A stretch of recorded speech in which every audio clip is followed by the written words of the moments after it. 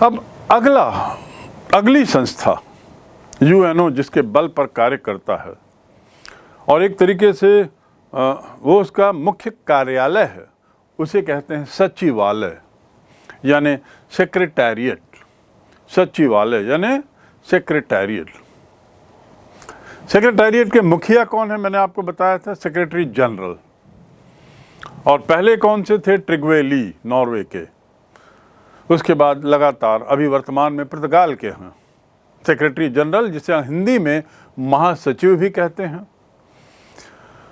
ये सचिवालय का काम क्या होता है? सचिवालय का काम है संयुक्त राष्ट्र संघ के सभी कार्यों का संचालन करना।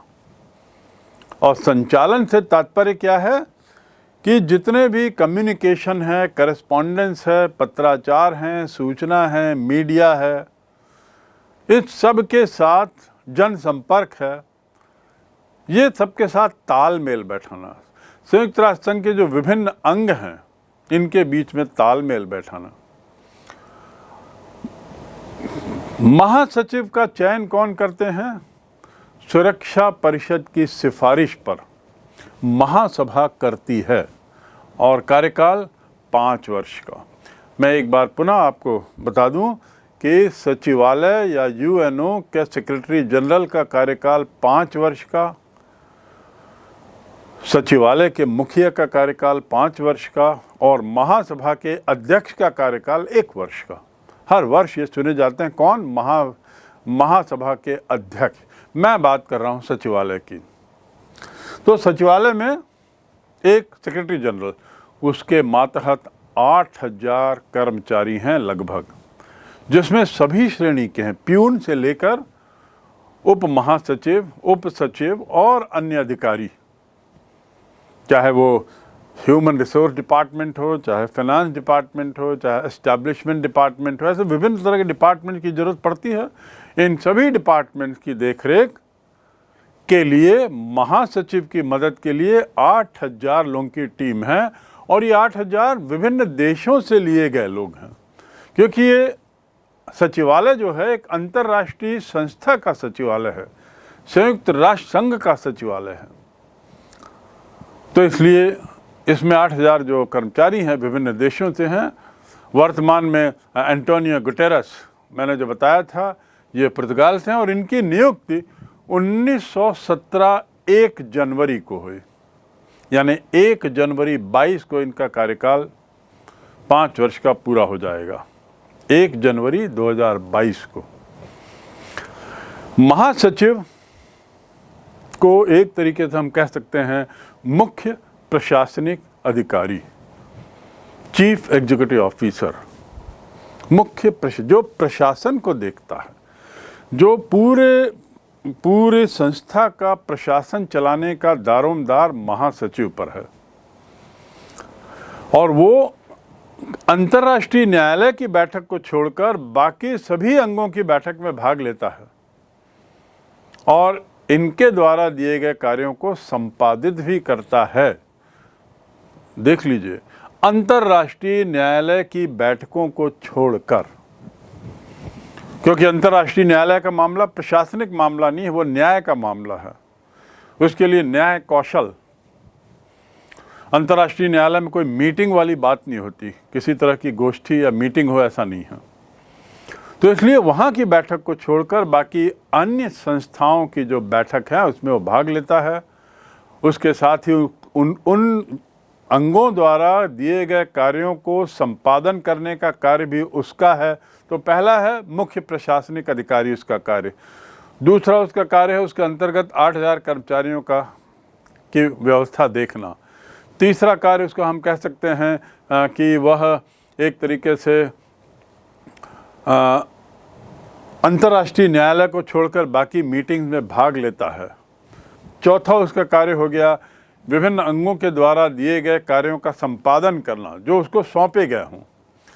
पांचवा उसका कार्य हो जाता है कि वह संपूर्ण संयुक्त राष्ट्र संघ, पूरा संगठन जो है, उसके कार्यों की रिपोर्ट, वार्षिक रिपोर्ट बनाकर उसे प्रस्तुत करता है।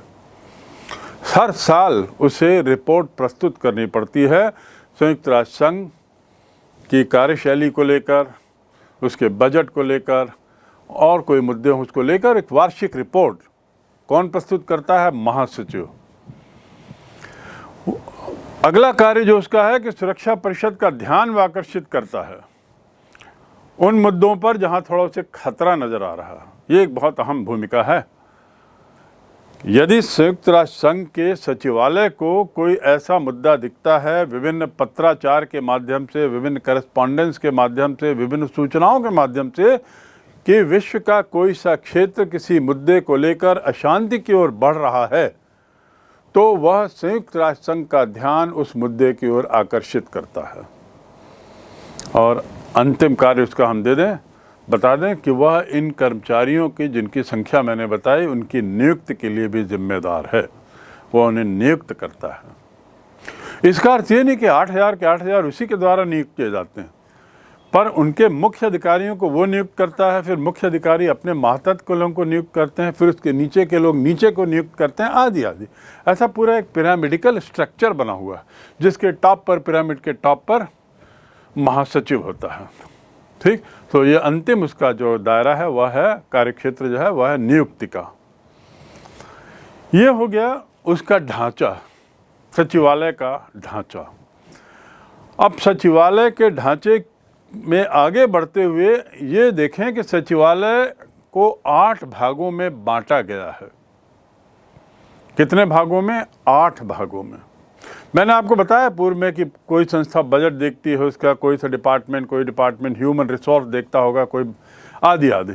अब यहाँ देखिए इनके कौन से भाग हैं। पहला है सुरक्षा परिषद से संबंधित विभाग, क्योंकि सुरक्षा का मामला सबसे अहम है। सुरक्षा का मामला शांति से जुड़ा हुआ है और सुरक्षा और शांति यूएनओ का मुख्य उद्देश्य है। सुरक्षा और शांति के मामले में किसी तरह की कोताही, किसी तरह का विलंब, किसी तरह की अनदेखी ना हो जाए, नहीं तो बहुत बड़ा जोखिम हो जाएगा। इसलिए सचिवालय का एक अलग विभाग है जिसका कार्य है सुरक्षा और शांति से संबंधित मामले, उसका विभाग। सुरक्षा परिषद से संबंधित विभाग। ठीक। दूसरा, सम्मेलन और सामान्य सेवाएं, क्योंकि वर्ष दर वर्ष, हर सप्ताह, हर महीने सतत रूप से संयुक्त राष्ट्र संघ के विभिन्न विभागों के सम्मेलन होते रहते हैं, चाहे वो राज्याध्यक्ष स्तर पे हो, सितंबर में होने वाला सम्मेलन जो वार्षिक है, महासभा का जो सम्मेलन होता है, विशेष अधिवेशन, चाहे वो विशेष अधिवेशन हो, किसी विशेष स्थिति में बुलाई गई महासभा की मीटिंग हो, या विभिन्न विभागों के द्वारा या यूएनओ के विभिन्न अंगों के द्वारा बुलाई जाने वाली मीटिंग की व्यवस्था करना, सम्मेलन की व्यवस्था करना और अन्य सेवाएं देखना, ये कार्य होता है इसका। ये दूसरा विभाग। तीसरा विभाग है प्रशासनिक और वित्तीय सेवाएं। प्रशासनिक और वित्तीय सेवाएं अर्थात आय व्यय का ब्यौरा, आर्थिक जरूरत का ब्यौरा, नफ़ा नुकसान का ब्यौरा, और कहाँ से कितनी आमदनी हो रही है, कौन देश कितना पैसा कंट्रीब्यूट कर रहा है, कौन से देश डिफ़ॉल्ट कर रहे हैं, कौन से देश ज़्यादा पैसा दे रहे हैं, कौन से देश का योगदान संयुक्त राष्ट्र संस्था नाम की संस्था को चलाने में बेहतर है, न्यूनतम है, आदि आदि। ये सब का लेखा जोखा, ये पूरा हिसाब रखने के लिए प्रशासनिक एवं वित्तीय संस्थाएं नाम की संस्था है। अगली संस्था है आर्थिक मामलों का विभाग। वित्तीय और आर्थिक एक ही शब्द लगता है, पर वित्तीय से ताल्लुकात है संयुक्त राष्ट्र संघ के सचिवालय के द्वारा अपने बजट का प्रावधान, और आर्थिक विषय मतलब अंतर्राष्ट्रीय मामले, ऐसे अंतर्राष्ट्रीय आर्थिक मुद्दे जिसमें व्यापार जुड़ा हो, अंकटाट का मामला जुड़ा हो, वर्ल्ड ट्रेड ऑर्गेनाइजेशन के मामले जुड़े हों, मुद्रा, वैश्विक मुद्रा का मामला जुड़ा हो, वैश्विक मंदी का मामला हो, आदि आदि। ये अंतर्राष्ट्रीय जो मुद्दे हैं जो अहम इसलिए हैं क्योंकि आर्थिक मुद्दे काफ़ी कुछ शांति और अशांति का कारण बनते हैं। तो इसलिए जैसे सुरक्षा परिषद के साथ संबंध बनाए रखने के लिए सचिवालय का एक अलग विभाग है, ऐसे आर्थिक मुद्दों पर अपनी पैनी नज़र रखने के लिए एक आर्थिक विकास का विभाग है, आर्थिक विषयों का विभाग है।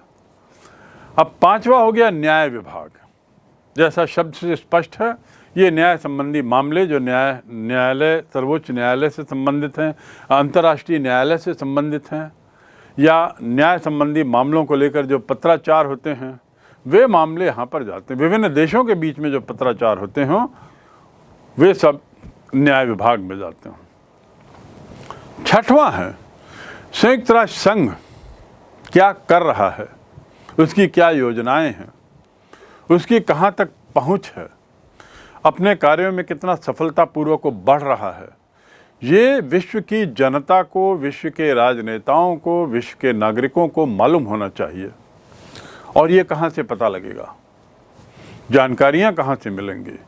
संयुक्त राष्ट्र संघ की जो महत्वपूर्ण सफलताएं हैं, सफलताओं का श्रेय जिनको मिलता है, उसकी जानकारी कहाँ से मिलेगी?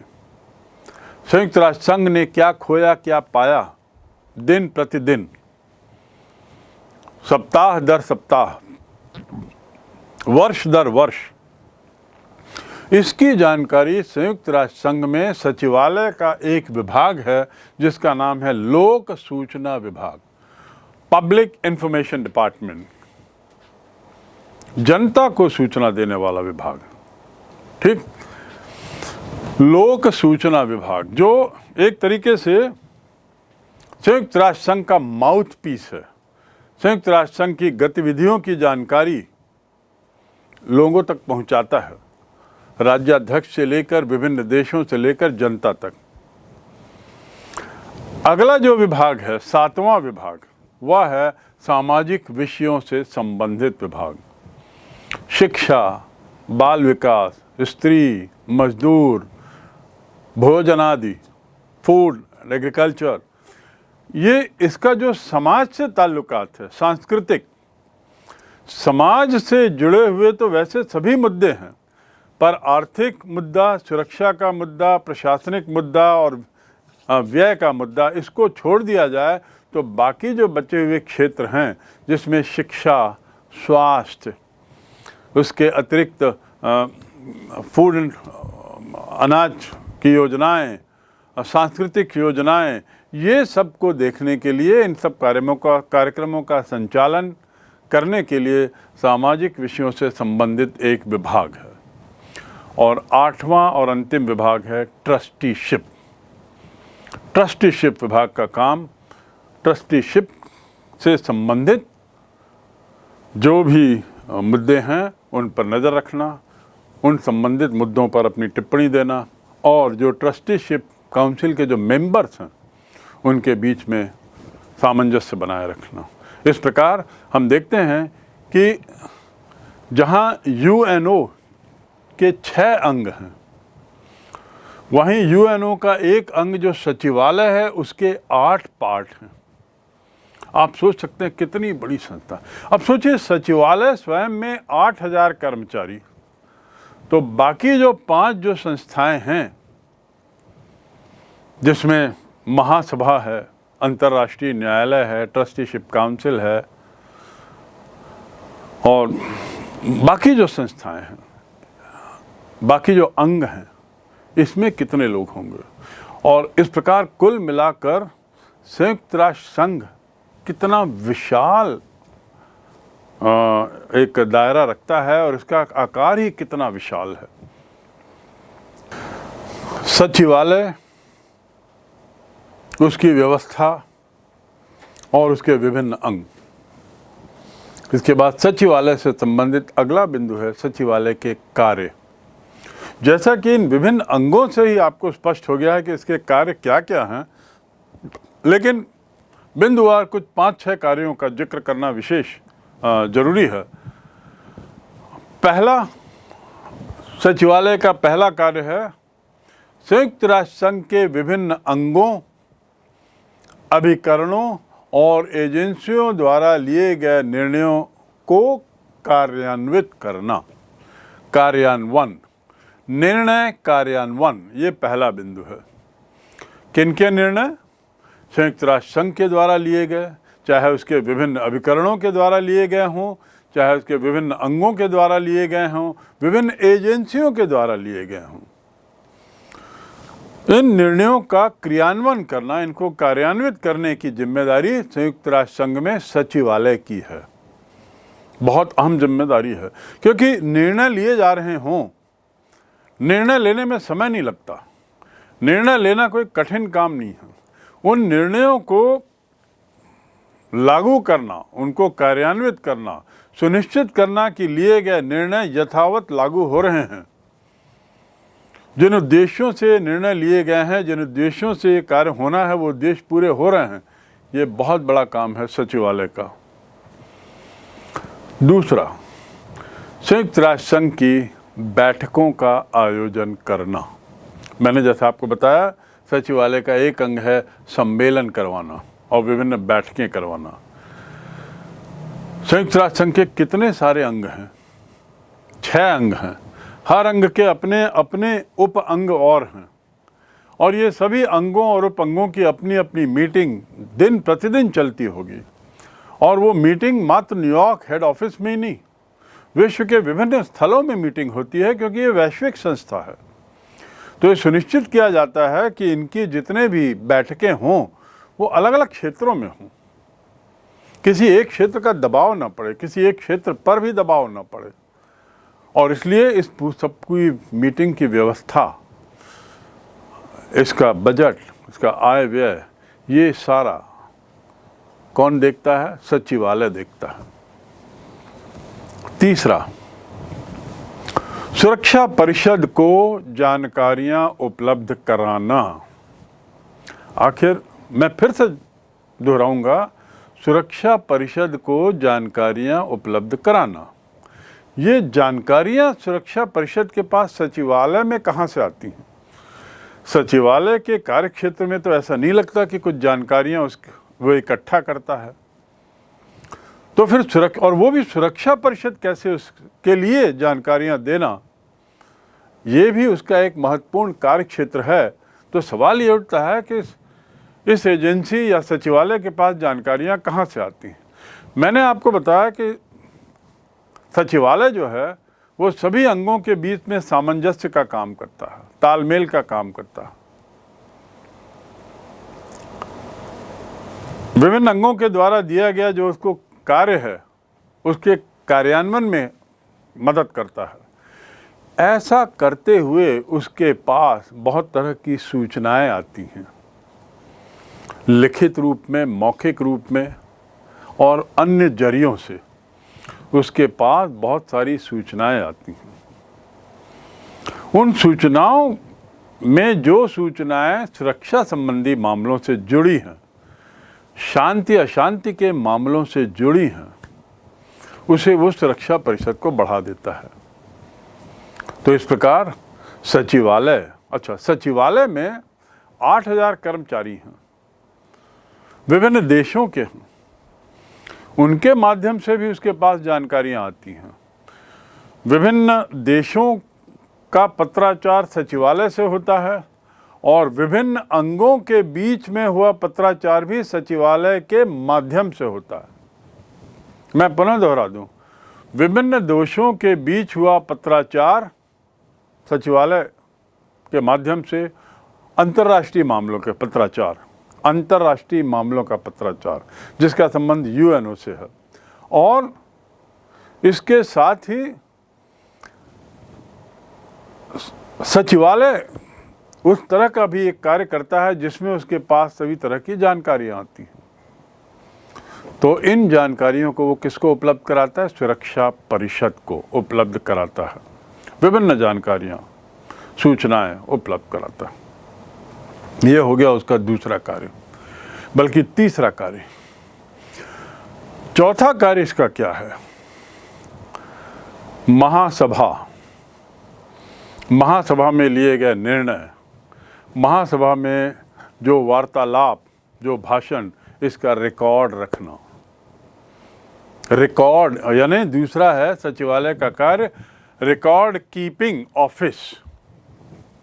महासभा के अंदर होने वाले भाषण, कार्यक्रम, जो भी बातें हुई हैं इसका रिकॉर्ड रखता है, और रिकॉर्ड रखते हुए एक तरीके से वह रिकॉर्ड रूम का भी काम करता है। आखिर रिकॉर्ड रखे क्यों जाते हैं? रिकॉर्ड रखने के बहुत से कारण हैं। खासकर सबसे अहम कारण ये है कि किसी राज्याध्यक्ष ने कुछ बयान दिया है, वो बयान से कहीं मुकर जाएगा भविष्य में, तो उसे वो बयान पूर्व में दिया गया उसे दिखाया जा सकता है कि आपका ये बयान रिकॉर्डेड है, तो बयान से कोई मुकर नहीं सकता। इसके साथ ही रिकॉर्ड की इसलिए भी ज़रूरत होती है ये बताने के लिए कि किसी मुद्दों पर पूर्व में चर्चा हो चुकी है और इसके ये निर्णय है, और ये निर्णय वर्तमान में लिए गए निर्णयों के से तालमेल खा रहे हैं या नहीं, आदि आदि बहुत से कारण होते हैं। रिकॉर्ड रखना मतलब एक इतिहास बनना। 70 साल का यदि अंतर्राष्ट्रीय राजनीति का इतिहास हमें देखना है तो इस इतिहास को जानने के लिए सबसे अच्छा स्रोत और जरिया होगा सचिवालय का रिकॉर्ड रूम, जहां सभी तरह के पत्राचार, सभी घटनाओं से संबंधित पत्राचार, संबंधित देशों के बीच के ही पत्राचार नहीं बल्कि विश्व के उन देशों के भी पत्राचार जिससे उन घटनाओं का उनका कोई ताल्लुकात नहीं है लेकिन अपनी चिंताएं तो होंगी।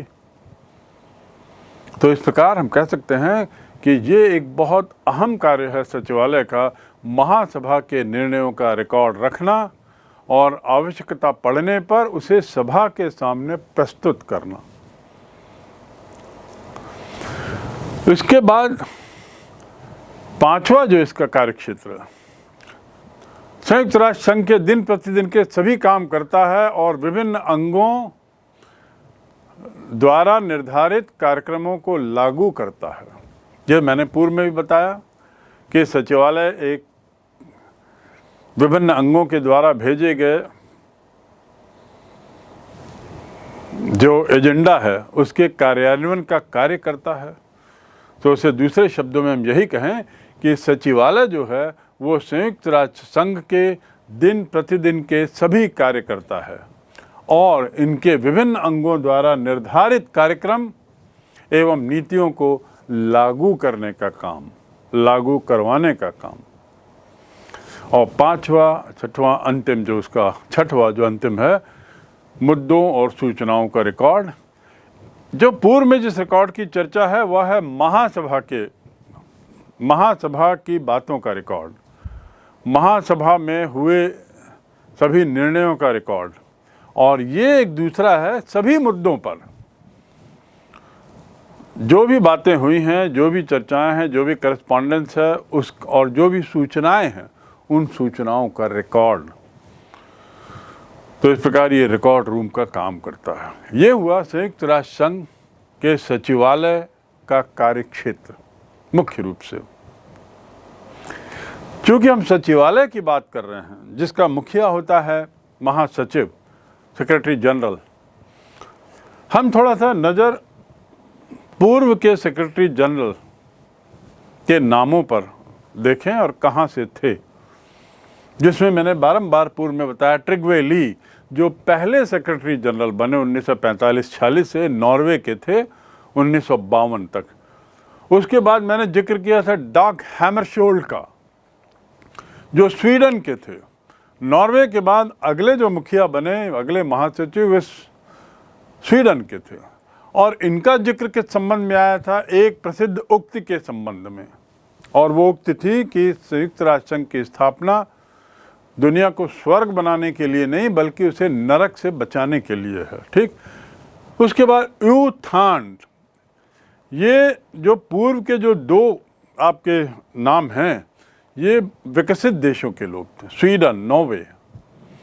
पहली बार एक विकासशील और वो भी निर्धन देश, बल्कि पहली बार एशिया से एक विकासशील देश से, और वो भी ऐसा जो निर्धनता की श्रेणी में है, वहाँ के नेता संयुक्त राष्ट्र संघ के महासचिव बने और बहुत सफल महासचिव। उनका नाम था यू थांट। क्या नाम था? यू थांट। और इनका कार्यकाल 2 बार रहा। तो इस प्रकार यू थांट जो थे वे 2 बार 5-5 वर्ष का कार्यकाल पूरा किए। 1971 तक बर्मा से थे। ये कहाँ से थे? बर्मा, एशिया, बर्मा जिसे म्यांमार कहते हैं आज, म्यांमार से चुने गए ये नेता थे। बड़े सफल कूटनीतिक रहे, बहुत सफल पारी इनकी संयुक्त राष्ट्र संघ के महासचिव के रूप में थी। फिर अगले कुछ आए जिसमें Kurt Waldheim Austria, Javier Cuellar Peru, Boutros Ghali Egypt. ये भी एक ऐसा नाम है जो बड़े इज्जत से लिया जाता है, बुतरस घाली। ये इजिप्ट थे आए से और एक बार का कार्यकाल 1992 से 1996 5 वर्ष का इनका रहा, बुतरस घाली। बहुत सफल महासचिवों में एक नाम और आता है और वो नाम है इसके बाद, बुतरस घाली के बाद, और वह भी एक अत्यधिक गरीब देश से, और जहां मिस्र अफ्रीका से पहली बार कोई बना था बुतरस घाली का, वहीं अफ्रीका से फिर दोबारा एक और महासचिव आए। एशिया, यूरोप से तो आए ही, मैंने बताया नॉर्वे, स्वीडन। उसके बाद एशिया से पहले आने वाले यू थांट जो म्यांमार के थे, जिन्होंने 2 पारी खेली सफलतापूर्वक। फिर रूस वगैरह से आए, फिर दक्षिण अमेरिका से आए, पेरू से, और अफ्रीका से पहली बार बुतरस घाली, और उसके बाद कोफी अन्नान। ये बहुत ही रिस्पेक्टेड, विश्व के बहुत रिस्पेक्टेड महासचिव माने गए और उनका कार्यकाल 2 बार का रहा, 1997 से 2006। क्या नाम? Kofi Annan. कोफी अन्नान एक तरीके से पहले नीग्रो महासचिव भी थे, और ये एक बहुत बड़ी बात थी, पहले ब्लैक महासचिव का आना, क्योंकि ये विश्व राजनीति में साबित करता है कि अब समाज में सबका स्थान बराबरी का था। पहले ब्लैक्स 1967 से पहले विशेष रूप से ब्लैक्स को एक तरीके से थोड़ा हीन दृष्टि से देखा जाता था, अकारण ही। और फिर अमेरिका के मार्टिन लूथर किंग ने, उनके द्वारा किए गए आंदोलन के परिणाम स्वरूप ब्लैक्स को अमेरिकी समाज में बराबरी का दर्जा मिलता है, और वहाँ से शुरू होती ही पूरे विश्व बिरादरी में ब्लैक्स को समान स्तर पर देखने की शुरुआत। उसी श्रेणी में कोफी अन्नान का जो घाना के थे, देखिए अफ्रीका के नक्शे में घाना, ये घाना के थे, वहाँ से ये महासचिव बनते हैं। फिर बान की मून, दक्षिण कोरिया, एशिया से पुनः, और अभी पुर्तगाल से एंटोनियो गुरेज 2017 से हैं। ट्रिग्वे ली जो थे वो कश्मीर को लेकर भारत और पाकिस्तान के बीच हुई लड़ाई में युद्ध विराम के लिए उन्होंने काफ़ी प्रयास किया। ट्रिग्वे ली ने भारत और पाकिस्तान के बीच की लड़ाई में युद्ध विराम के लिए काफ़ी प्रयास किया था, और इसलिए वो विशेष रूप से चर्चित रहे हमारे भारत की राजनीति के संबंध में। लेकिन कोरिया युद्ध, जो हम किसी अन्य अध्याय में पढ़ेंगे, उसमें वो असफल रहे उसको रोकने में, और दोबारा महासचिव इन्हें नहीं बनने दिया गया और ये त्यागपत्र देने को विवश हुए। दूसरे जो महासचिव थे, डग हैमरशोल्ड, ये अर्थशास्त्री थे, वकील थे, और इनका नाम मुख्य रूप से सुएज नहर से जुड़े विवाद के लिए होता है। सुएज नहर क्या है? देखिए, नक्शे में एक नहर, कहने का तो एक नहर है, लेकिन शायद दुनिया की सबसे अहम नहर है। और ये नहर भी देखिए 2 महाद्वीपों के बीच से होती हुई। इस नहर की महत्ता को आप इस रूप में समझ सकते हैं कि इसने विश्व व्यापार में कई गुना वृद्धि की और ये नहर के बनने से बहुत सारे अंतर्राष्ट्रीय मुद्दे भी सामने आए। लेकिन मुद्दे से हट कर जाएं तो सुएज नहर जो है वो दुनिया के लिए एक वरदान साबित हुआ। लेकिन जब वो अंतर्राष्ट्रीय राजनीति का खड़ा बन गया था तो डॉग हैमरशोल्ड की भूमिका अत्यधिक महत्वपूर्ण थी और उन्हें इस भूमिका के लिए नोबेल पुरस्कार मिला, मरणोपरांत नोबेल शांति पुरस्कार। तो पहला महासचिव जिसे नोबेल पुरस्कार मिला वे हुए डॉग हैमरशोल्ड। वैसे सोवियत संघ और फ्रांस ने इनकी इस भूमिका की आलोचना की थी, लेकिन कुल मिलाकर सुएज नहर की समस्या के निराकरण और अपने अन्य कार्यों के लिए इन्हें नोबेल शांति पुरस्कार मिला। यू थान की मैंने बात की, जो प्रथम एशियाई थे और वो भी एक बड़े अविकसित देश के थे, म्यांमार के। वे मूल रूप से शिक्षक थे। इनका नाम जुड़ा हुआ है मिसाइल संकट से, जो क्यूबा से जुड़ा है, जिसे मैंने अन्य अध्यायों में जिसका जिक्र किया है। शीत युद्ध से लेकर शीत युद्ध के संबंध में, दो ध्रुवीय विश्व के संबंध में, अमेरिकी वर्चस्व के संबंध में, क्यूबन मिसाइल क्राइसिस का जिक्र बारंबार आता है। और ये 20वीं शताब्दी के शीत युद्ध के काल में एक बहुत ही बड़ी अहम घटना थी, इस दृष्टि से कि क्यूबा की मिसाइल क्राइसिस ने विश्व को तीसरे विश्व युद्ध के कगार पे खड़ा कर दिया था। तीसरे विश्व युद्ध के उस दौरान यू थान महासचिव थे और उसका समाधान करने में, और उसके अलावा कांगो, देखिए क्यूबा को तो आप देख सकते हैं नक्शे में, अमेरिका से लगा हुआ, लेकिन रूस का उसमें बहुत दखल था, क्योंकि क्यूबा और सोवियत संघ दोनों में कम्युनिस्ट विचारधारा का शासन था। वहाँ की समस्या कुछ अलग थी। तो क्यूबा मिसाइल क्राइसिस का संबंध यू थान के काल का है। और ऐसे ही दूसरी जो घटना उनके काल में हुई वह थी कांगो का संकट। वह अफ्रीका में है कांगो। वहाँ पे कुछ संकट पैदा हुआ, अंतर्राष्ट्रीय राजनीतिक संकट। उसको लेकर जो प्रयास किए गए इनके द्वारा, यू थान के द्वारा, वे उसे सराहा गया। साइप्रस में भी संयुक्त राष्ट्र संघ की शांति सेना बहाल की। उदाहरण एक जिक्र करना चाहूँगा कि यहाँ की सेना का नेतृत्व भारतीय कर रहे थे। ये एक शांति सेना थी, अंतर्राष्ट्रीय शांति सेना। इसका विस्तार से बाद में वर्णन होगा। फिलहाल आप ये जाना है कि साइप्रस की शांति सेना की बहाली में भी यू थान का अहम योगदान, और वियतनाम युद्ध के दौरान जो अमेरिका ने वियतनाम पर जबरदस्ती थोपा था, यू थान ने अमेरिका की सख्त आलोचना की थी। संयुक्त राष्ट्र संघ, जिसका मुख्य आय का स्रोत अमेरिका है, जिसका सबसे ज़्यादा धन अमेरिका से आता है, उस अमेरिका की निर्भरता, अमेरिका पर संयुक्त राष्ट्र संघ की निर्भरता की परवाह किए बिना यू थान ने अमेरिका की कटु आलोचना की थी, जिसके लिए वे काफ़ी चर्चित हुए थे।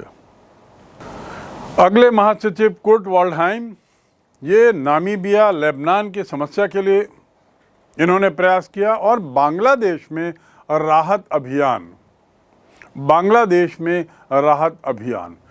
कुर्ट वाल्डहाइम का कार्यकाल 2 बार का रहा। यानी एक सफल महासचिव के रूप में जाने जाते हैं, जो ऑस्ट्रिया से थे। और तीसरी बार भी इनके नाम का प्रस्ताव गया था, और विश्व का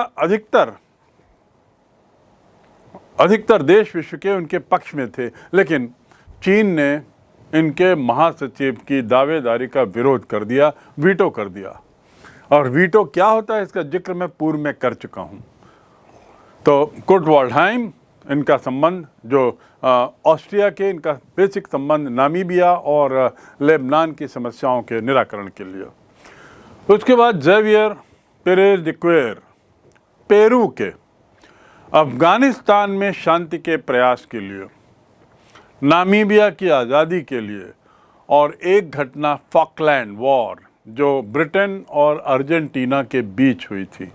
फॉकलैंड आप देखिए नक्शे में दक्षिण अमेरिका के निकट है, अर्जेंटीना से लगा हुआ। ब्रिटेन ने एक तरीके से वहाँ कब्जा किया हुआ था। इसको लेकर अंतर्राष्ट्रीय राजनीति में भूचाल आ गया था और यहाँ पर पेरेज दे क्यूएर की भूमिका बहुत सराहनीय रही और अंततः ये फॉकलैंड वॉर क्राइसिस जो है उसका निपटारा शांतिपूर्वक हुआ। अगले महासचिव बुतरस गाली, मैंने बताया मिस्र के थे और इन्होंने एक रिपोर्ट जारी की थी। ये बड़े प्रसिद्ध महासचिव थे। उन्होंने एक रिपोर्ट जारी की थी जिस रिपोर्ट का शीर्षक था एन एजेंडा फॉर पीस, शांति का एक एजेंडा। इसके अलावा कई क्षेत्रों में इन्होंने कार्य किया, लेकिन दुर्भाग्य से कई आरोप भी लगे। इनका कार्यकाल एक सत्र का रहा, एक सत्र यानी 5 वर्षों का, और अमेरिका से इनकी बड़ी गंभीर असहमति थी। ये अफ्रीका के थे और अमेरिका का रवैया अफ्रीकी देशों के प्रति कुछ अलग रहता है। संभवतः यही बात अंतर्राष्ट्रीय राजनीति में बुतरस गाली के खिलाफ गई और अमेरिका ने उनके महासचिव बनने का कड़ा विरोध किया था, इसलिए दोबारा नहीं चुने गया। तो उसके बाद कौन आए? Kofi Annan. कोफी अन्नान वैसे तो संयुक्त राष्ट्र संघ के ही अधिकारी थे। वो महासचिव बनने के पूर्व संयुक्त राष्ट्र संघ में कार्यरत थे। तो इस प्रकार ये पहले व्यक्ति बन जाते हैं जो संयुक्त राष्ट्र संघ से ही आगे बढ़ते हुए वहाँ के महासचिव बनते हों। अमेरिकी नेतृत्व में जो इराक में हमला हुआ था उसे उन्होंने अवैध कहा। संयुक्त राष्ट्र संघ के द्वारा, संयुक्त राष्ट्र संघ के महासचिव द्वारा अमेरिका की खिलाफत करना एक बहुत बड़ी बात मानी जाती, खासकर उस काल में जो अमेरिकी वर्चस्व का काल है। 2 ध्रुवीय विश्व का अंत हो चुका था और पूरे विश्व जो है वो अमेरिका के वर्चस्व में था और आज भी है। उस काल में कोफी अन्नान द्वारा अमेरिका की आलोचना करना, खासकर इराक के मामले में, ये बहुत बड़ी बात थी। उन्होंने और कुछ अन्य कार्य किए और उन कार्यों के लिए उन्हें भी 2001 में नोबेल पुरस्कार मिला। तो इस प्रकार महासचिवों की श्रृंखला में ये दूसरे महासचिव जिन्हें नोबेल पुरस्कार मिला, कोफी अन्नान, और पहला डॉग हैमरशोल्ड स्वीडन, ये 2 लोगों को नोबेल पुरस्कार मिला। फिर बान की मून आए जो कोरिया से थे। इनका विशेष क्षेत्र रहा परमाणु निरस्त्रीकरण का, लेकिन इससे ज़्यादा कुछ विशेष नहीं। और वर्तमान में एंटोनियो गुटेरस हैं जो पुर्तगाल से हैं। महासचिव, उनका योगदान एक तरीके से हम कह सकते हैं संयुक्त राष्ट्र संघ का योगदान है, क्योंकि संयुक्त राष्ट्र संघ सचिवालय के माध्यम से काम करता है। सचिवालय के मुखिया महासचिव कहलाते हैं।